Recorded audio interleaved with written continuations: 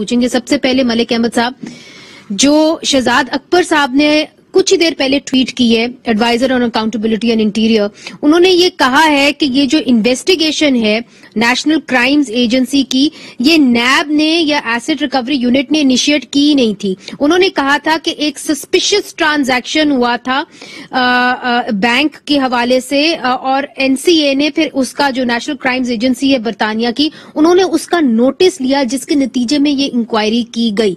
तो जब इस तरीके से एक्विटल कैसे वो कह सकते हैं हुआ जबकि हमने इसकी इंक्वायरी ही ऑर्डर नहीं की थी? मलिक साहब जी, मुनीज़ा आपका बहुत शुक्रिया। देखिए, शहजाद साहब बिल्कुल गलत फहमी से काम ले रहे हैं। शहजाद साहब की अपनी उनके एसेट रिकवरी यूनिट को जिसको वो हेड करते हैं, उनकी ही रिक्वेस्ट पे ये जो नेशनल क्राइम एजेंसी है, ये गवर्नमेंट से परमिशन देके अपनी इन्वेस्टिगेशन का आगाज करती है। और ये जब इन्होंने उनको ये अपनी डिटेल्स भेजी कि ये शहबाज साहब के खिलाफ यहाँ पे नैब के मुकदमात हैं और एसेट रिकवरी यूनिट इनके जो यहाँ पे इंग्लैंड के अंदर अकाउंट्स हैं, इनसे वो अमाउंट्स रिकवर करना चाहती हैं, जो कि एलिजिडली इनके बकौल ये था कि वो किसी करप्शन का नतीजा है। तो इस पर एसेट रिकवरी यूनिट ने ये इस डिटेल्स के साथ ये पब्लिक डॉक्यूमेंट्स हैं, ये कोर्ट के अंदर सबमिट किए कि गवर्नमेंट ऑफ पाकिस्तान, जिसमें नैब का अदारा और एसेट रिकवरी यूनिट, ये दोनों ये इनकी रिक्वेस्ट है कि इस पे नेशनल क्राइम एजेंसी इसको इन्वेस्टिगेट करे और प्रूव करे।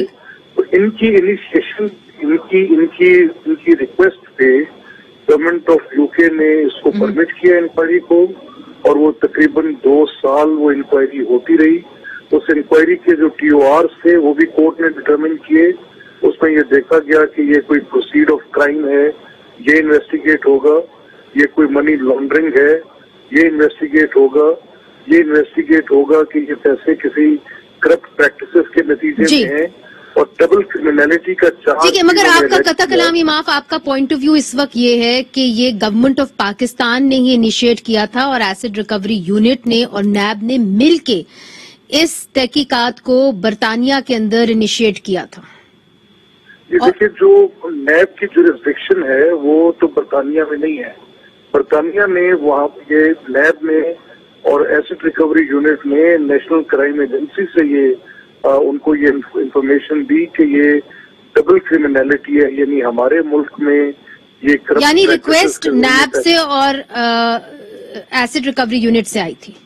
जी एग्जैक्टली। और उसके बाद फिर वो इन्वेस्टिगेशन हुई और उस इन्वेस्टिगेशन के नतीजे में